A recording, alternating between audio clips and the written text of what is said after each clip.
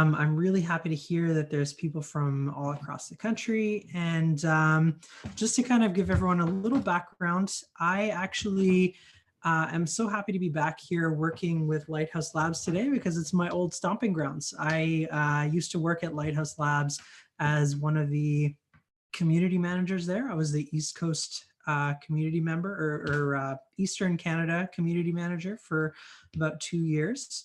And it's been a couple years now since I left, but I'm still very fond of the programs there. I know a lot of the people, a lot of the grads, so very dear connection to my, to my heart, to myself. So I'm really happy to be coming back and helping folks here to help break you out of your career ruts and stuff like that. I'd love to hear a little bit in the chat about why you're here, where you're getting stuck and stuff like that. And we can address some of that stuff. What's the most frustrating thing about your job search right now? Are you not getting calls back? Maybe you don't know where you want to go or what you want to do, that kind of stuff. I'd love to hear from you on some of the things that you're feeling right now. It's a very frustrating process sometimes. So I'm going to start my presentation here. Let me know if everybody can see my screen okay. Does everybody see that? Yes. Okay, excellent. So the talk I've got today, there's two names for it actually. There's Job Hacking 101 and there's also How to Land a Job in 30 Days. Just to give you a little bit of a background on me first, let's just, sorry, this is just, there we go.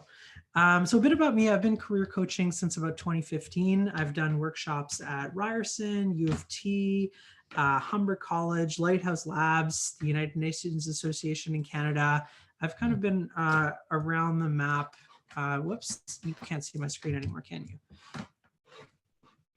And I'm really happy to be giving a presentation here today about basically how to break out of a rut when you're in your job search and basically how, what strategies that we can use to help you kind of move forward, move past that. So let's go forward here.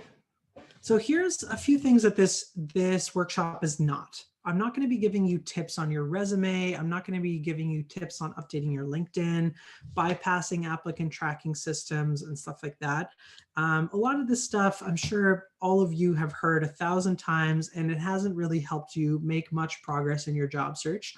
So I'm going to take a little bit of an off-road, more traditional or less traditional approach to this. And again, feel free to ask any questions along the way. What this workshop is about is designing the career that you want, building relationships with real people, and using proven techniques to target specific people at the companies you're interested in working for.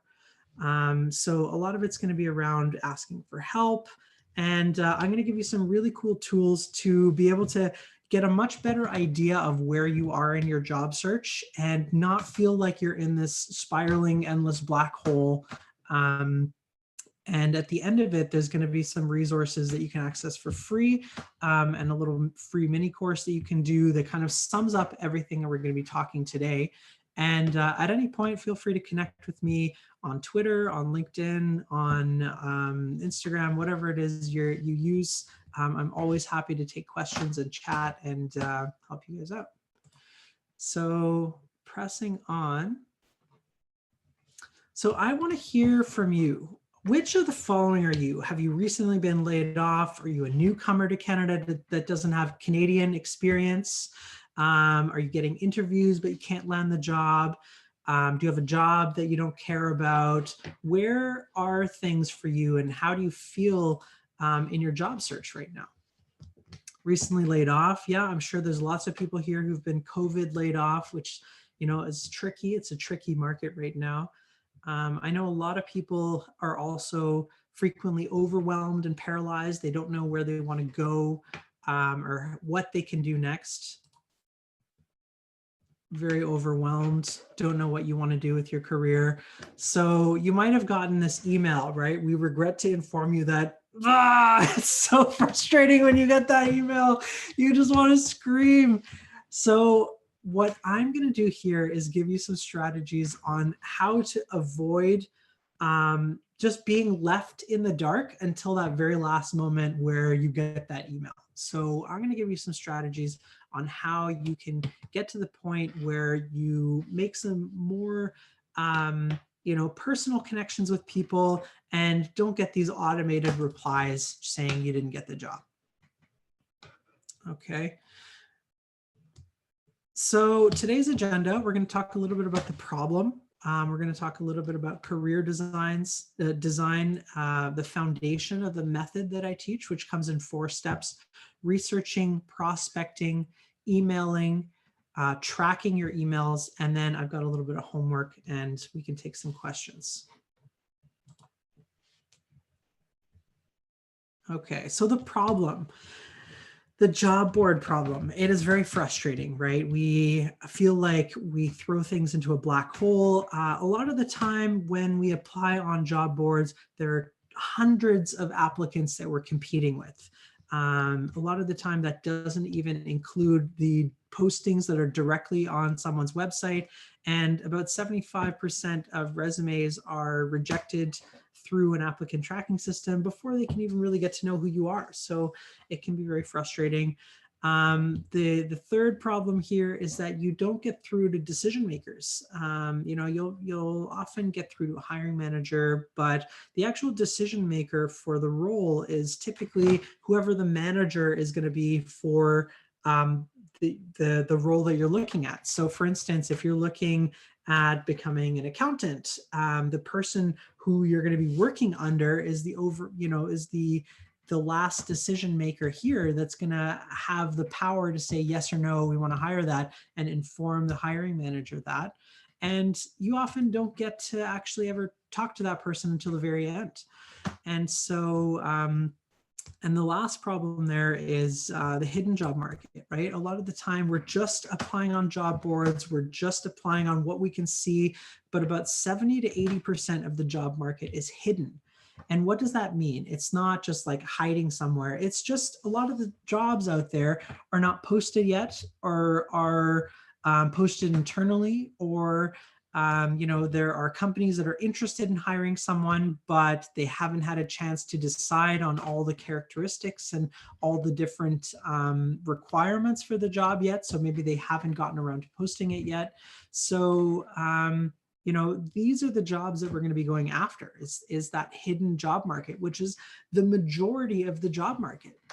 So I want you to really think about putting aside your resume and the job boards for a little while and focusing on something different. So a few stats and expectations for you. We've already talked about how job boards suck. About 60 to 85% of jobs are found through networking, not online. And networking can seem like a stuffy term, right? You kind of get the vision, the picture of like people in business suits exchanging business cards, and that's kind of an icky thing to feel. The way that I want you to think about this is not like that, and it's more about relationship building. Like, how do I actually reach out to someone who I find is interesting, ask them for advice on how to get to where I want in my career, and form that into a relationship that's going to benefit both of us.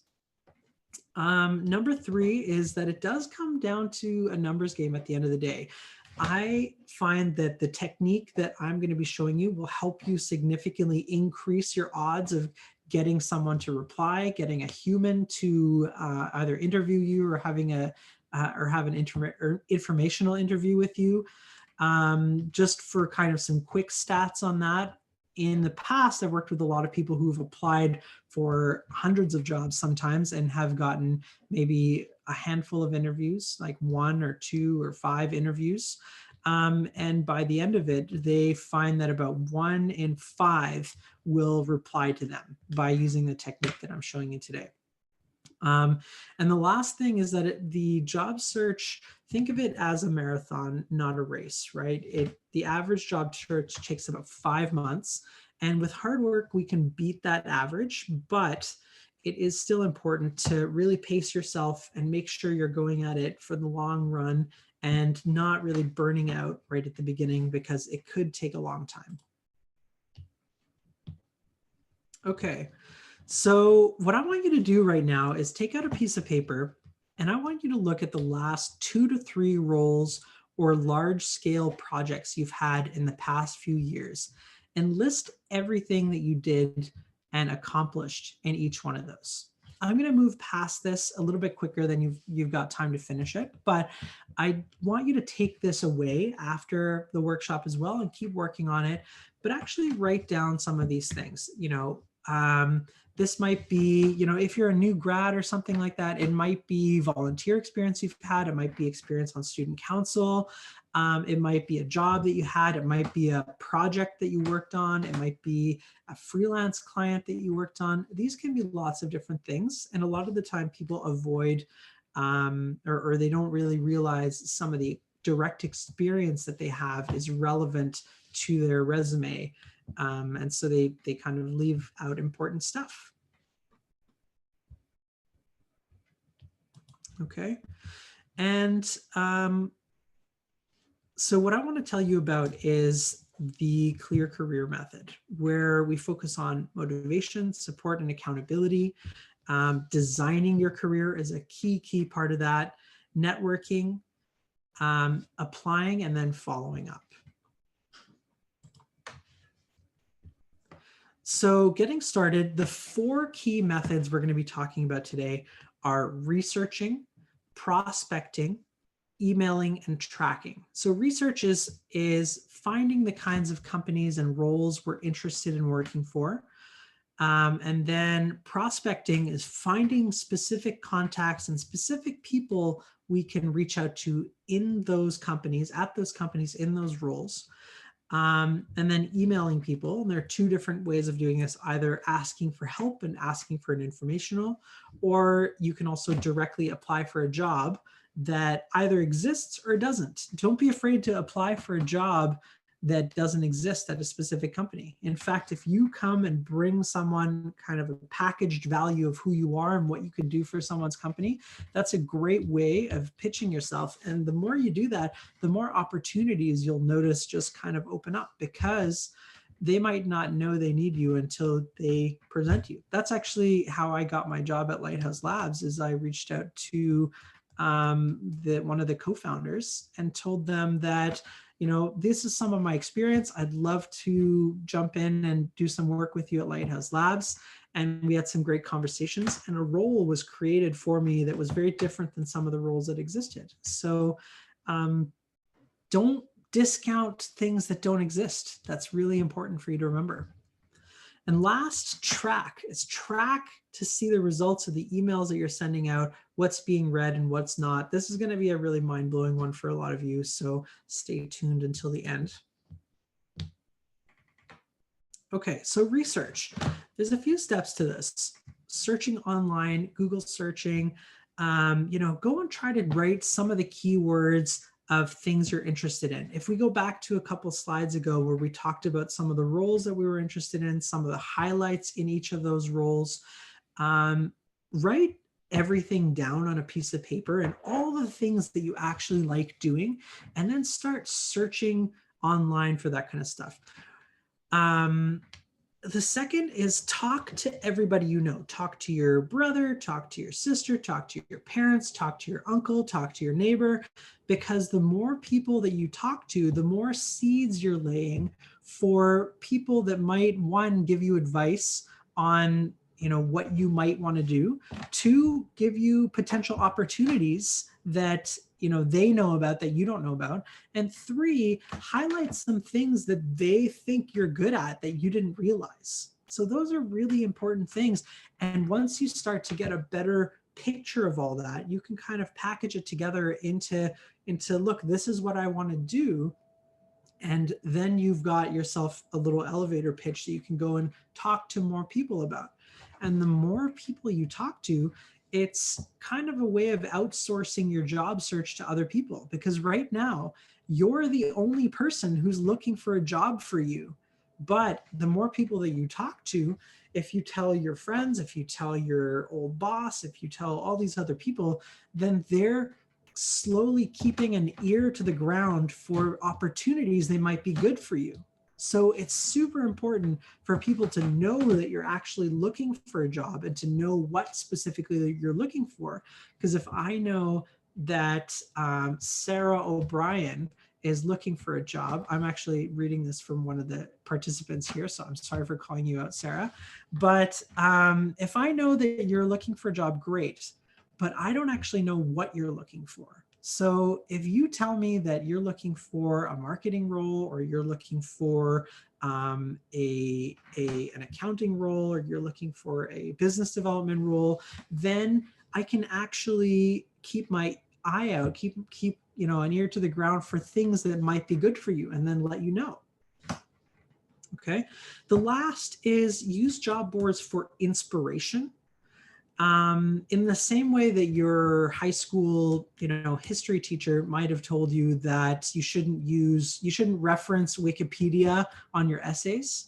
I want you to think of job boards as that. Like for now, for the time being, you've probably used job boards a lot and been very unsuccessful with it. But I still want you to use it for inspiration. Oh, thank you, Sarah. You're saying you're looking for a BA role. What does BA mean? Business administration? Okay.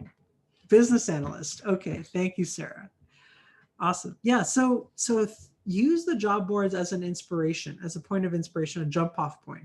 Don't be shy to go and see all the different things and make a list of all the things that sound interesting to you. And then you can dive into those. You can find people who do that work, ask them questions, and see if that's something you're actually interested in. And if not, you can ask them about the pitfalls. You can ask them about what they don't like about the role, similar things that you might want to consider. These are all great things to inspire you. So that's step one, research. Step two is prospecting. This is going to be a really key part of this. So first off, LinkedIn looks a little bit different like this now. They just released an update last week, but the core is still the same. So when you search up a company on LinkedIn, you'll see this little box here that says, see all X number of employees on LinkedIn. Click on that. And then once you've done that, it will filter down to all of the company's employees. Then I want you to go into the filters, and you can actually apply some filters for a specific role title that you're interested in. Okay. And Nabila had a question here. Should we treat LinkedIn job postings as Wikipedia too? Yes, LinkedIn is a job board in the same way that, or LinkedIn Jobs is a job board in the same way that Indeed and Monster and all these other ones are. So yes, I would consider it as Wikipedia too. And it's a pretty good Wikipedia. So then you can actually go and filter down. And when you've got this, when you add some extra things to this, it'll help you filter down to specific people that might be more of a fit. So you can filter down to your city. I only want to talk to people in my city. I only want to talk to marketing managers that worked at Microsoft in Toronto. And once you get there, you'll really start to narrow down how many there are. And then you can go and filter through and figure out who are the important people that you want to talk to. Looking at these, okay, this one sounds interesting. This person is a marketing manager who's passionate about empowering collaborative whatever. That sounds like someone I want to talk to. Okay, you can write that person's name down or save their profile somewhere for future reference. And then we're going to use that in the next step. Okay, so next, there's a company called Hunter.io. I'm going to write this in the chat for everyone. Hunter.io. It is a free tool up to 100 searches per month. And you can type in the name of a company like Microsoft.com, and it will spit out all of a whole bunch of the company's email addresses of people that work there. Great, amazing. Because then you can go and actually see what the format is. And it'll actually also tell you here the most common pattern of email. So at Microsoft, it says its last name, first initial at Microsoft.com, which is the most common pattern. You can actually type in the name of an individual there, and it will pop out a, an email for you. And if you ever see a green shield like this with a check mark, that means that it's a confirmed email. So that means that this is definitely that person's email. If you reach out to them by email, then you're going to reach them. And it has some sources of where they found that email address here. There's lots of other tools like this too. This is one that I like to use. There's another one called Clearbit. There's other ones, tons of other ones out there that you can find as well. Okay. And again, it's free up to like 100 searches per month. So next, email. Okay, so this is a tricky one. So, okay, if I know someone, I'm going to send them a cold email. What do I say? It's very intimidating for a lot of people to send an email to someone completely, stranger, that's a complete stranger to them. So I like to have 3 key structural points to an email that you send out to someone you've never met. First, Google them, find something that's interesting and like a personal hook of something that will connect you to that person. Something that allow you to, form a connection, something that you admire about them. So that's number 1. 2 is make a short list of quantifiable accomplishments. So this is something that a lot of people get wrong because they don't know how to quantify their accomplishments. A couple ways of doing this are, okay, one of my friends recently came up to me and they said they're a flight attendant and they don't know how to quantify their experience. They've been working as a flight attendant for 8 years or something like that. And so I said, okay, well, let's find some ways of quantifying that. How many flights do you take on average per month? And she gave me a specific amount of flights. Okay, that means that you take X number of flights per year, about, and that means over the last 8 years, you've done probably, this many flights, which was something like, I don't know, a few thousand flights or something like that. So immediately you've taken something, and just by using some kind of estimation and math, you come up with a concrete number that people can see and understand of your experience. Because if you say you're a flight attendant, that doesn't really tell me much. But if you say I'm a flight attendant and I've crewed 3,000 flights, okay, now I get a way better understanding of how much experience you have, just in one tiny little line. Okay, so that's really crucial. So next is ask for help and specify a date and a time. So in this email, I don't ever want you to actually send your resume, attach your resume, anything like that. This is going to be something that's informal, and you're going to be asking for help in such a way that they're going to want to hop on a call with you because they're interested in hearing what you have to say. Okay, and this sounds scary, but it actually works really well. You might not get all of the people you email reach out to you, but I can guarantee you'll have much more success than you do on job boards. I guarantee you that. And if you don't get the same, if you don't believe me, you can reach out to me on Twitter or email or whatever and say, Izzy, you were wrong. And you can challenge me there. But so far that has never happened. Okay. So I've got a couple templates here, and I think that's the next slide. So here is a sample email. There's an organization called Free Code Camp, which is really awesome for people who are interested in learning how to code. And so the founder of that, his name is Quincy Larson. So I made up this email. This is a fictitious email, but I actually know him personally and ran a conference when I was at Lighthouse Labs, and him and I are buds. So I decided to use him as an example here. So, hi, Quincy. I hope you're having a nice start to your week. My name is Izzy, and I've been following Free Code Camp's blog and Twitter for the past few years. I'm actually also an alum of the program, and it has been such a life-changing experience for me to be able to teach myself how to code at my own pace. I noticed that there's currently an opening for a community event coordinator, and I'd love to learn more about it. A bit about me. Last year, I organized a free developer conference for 300 attendees with a budget of $1,000. As a community manager at Lighthouse Labs, this is true, I implemented a strategy that increased conversion rate from applicants to enrolled students by 34%. And from 2016 to 2018, I led a multi-city team to organize over 50 tech events across Canada with an average of 400 to 600 attendees per month. I'd love the opportunity to hop on a short call and chat a little bit more about what I think I can bring to the table at Free Code Camp. I've got some ideas around events we could organize that would really help engage the Free Code Camp community through a series of themed monthly hackathons. Would you be available for a short 20-minute call on Thursday at 2 p.m.? Looking forward to hearing from you, Izzy. Okay, so a few parts of this, okay? At the beginning there, I give my hook. I tell them that I'm personally involved with Free Code Camp. I've been an alum of the program. That's what connects us.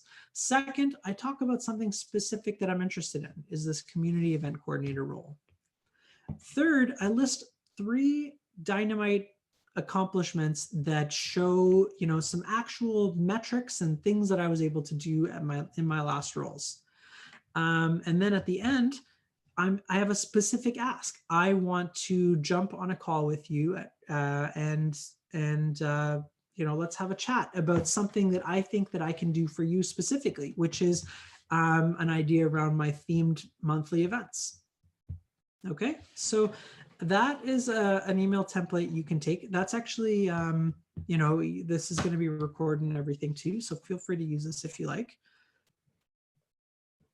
And I think that it'll be great. Okay, so you might be thinking this right now, right? It's it's nerve-wracking to email someone that's a complete stranger. Oh my God, you have no idea how many people that I've worked with side by side where we're writing this email together, and they're just literally sweating buckets because they're terrified of, oh my God, I cannot just send emails to these random people that I've never met, like asking to meet with me. They're not going to want to do it. Well, believe it or not, it works really well. And just try it once or twice, and you're going to see. I guarantee that if you try it a couple of times and you start to see it, people, like, the worst that could happen is they say, I don't have time, or they just don't respond, is often the case. But when they do, which is, from my statistics, about 1 in 5, then you've got some opportunities opening up.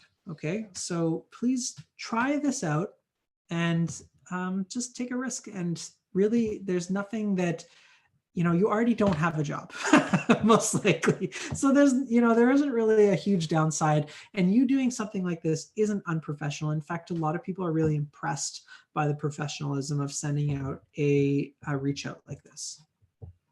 Okay. So next is track. Okay, this is going to be a really big part of this that I think is going to blow your mind. So there is a tool called mixmax.com. There are actually tons of tools. There's one called mailtrack.io. There's a bunch of other ones too. The one that I like is called mixmax.com, and I will write that down, mixmax.com, in the chat there. And you can actually track to see who opens your emails. Okay. So when you send an email out, you can see who opens your email, when, how many times they've opened it. And that is incredible for job searchers, okay, for job seekers. It is really, really incredible to just be, to shift from being in a total black hole of not knowing, you send out these job applications, you apply on job boards, you have no idea what's going on. Here, we shift from you being in that black hole to someone who has total control over what's happening. Okay. And Kevin and Lawrence, I completely understand. This is very, very nerve-wracking for a lot of people. Introverts, extroverts, a lot of people find this extremely nerve-wracking. So you are not alone, but I highly encourage that you just try it out. Just take my word for it. Trust me, and do the little mini course at the end of this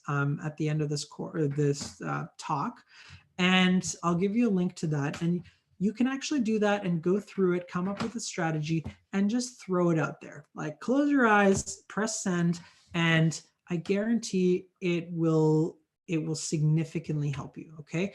And if you are really nervous about the actual call part, well, reach out, practice with your dad, your friend, your somebody else, because at the end of the day, you know, this is how the game is played in our society, right? We have interviews, we have, you know, we have conversations with people in order to get them to like us and hire us. So it's, think of it less as, you know, as something that some people are good at and other people aren't, and more as this is a skill that I need to develop in the same way that I can get better at reading, I can get better at public speaking, I can get better at drawing. This is a skill that can be learned and has been learned by a lot of the people that have gone through my program. And if you're not sure what to say, or if you're ever scared, feel free to reach out. Let me know. I want to hear about it. Shoot me a message on LinkedIn. Shoot me a Twitter message. Shoot me an Instagram, whatever it is. I'm someone who is a real human. I'm right here in Toronto. And I want to hear from you. At the end of the day, what makes me the most passionate in my life is helping people succeed, right? And it's helping you find jobs, helping you break out of your rut. That is what gives me the most personal pleasure in my life. Okay, so don't be afraid. And I really mean that. Okay, next up. That was a lot. Okay, so I recognize that this is a lot. There's going to be a little mini course at the end, like I said a few times. But one thing that I want everybody here to realize is that if your target salary is $50,000 a year, you are losing $972 of income every week that you're unemployed. Okay, so let that sink in for a second. So that needs to be adjusted based on your salary, if it's higher or lower, but that's a significant amount of money. Okay, so I don't want this to be something that's depressing to you, but I just want you to, in the back of your mind, keep in mind that there is an opportunity cost to you being unemployed, and it, you know, accept that it will take time, but at the same time, we need to learn how to be a little bit smarter with our job search and figure out if something's not working, how do we shift it? How do we change it to get better results? Think of it as running tests, right? If you run a test and the results come back 0, then we need to change one of the parameters of that test so we get better results the next time. So think of it as every time you apply for a batch of jobs one week, see what comes back and then try to see what you can shift. A lot of people's default parameter that they change is their resume, which unfortunately is really hard because we don't know if your resume was good or bad necessarily. You just might not have been qualified. You just might not have been lucky. So I want you to stop relying on just applying for jobs, changing your resume, applying for jobs, changing your resume, and doing that vicious cycle, because it doesn't help you any further by just consistently doing that. So try the method that I'm telling you, because you're going to actually see direct results from it, and you'll get advice from people that are in these kinds of roles to tell you that, hey, you know what? Let me take a look at your resume. I can give you some advice. It looks like you don't have any experience doing this, and that's really crucial for this kind of role. So let me give you some advice. Connect with this person, and it'll help you a lot down the line. Okay. So next up, here is the link to the little mini course that I keep talking about. I will post the link in here as well. So it's bit.ly.com/cc mini. That's the link to a free mini course called How to Land an Interview in 1 Week. And it should only take you about an hour to do. It basically sums up everything that we did here with some extra tips and templates and all that kind of stuff. But I highly recommend everyone here just take the time to sign up and do the little mini course, because it has been significantly helpful for a lot of the people that have done it. In fact, one of the people that did this, that came to my last webinar, he actually, just this week, this is news from this week, he did this mini course. He got an interview from it, and then he joined my 5-week program. And then after that, he got a job on, or he got a job offer, or an interview offer rather, on week 2. And we did some talking. We discussed like what he should say in his interview, what kinds of strategies he should take. And then he ended up getting the job offer, which was awesome. But then we talked about, okay, here's the job offer. We talked about how to negotiate his salary, what to ask for, and what kinds of things we can do there. And we managed to bump his salary up to a higher salary, and they modified the job offer to give him something even better based on his skill set and what we discussed. So super important when you're actually offered the job. Never pass up the opportunity to negotiate.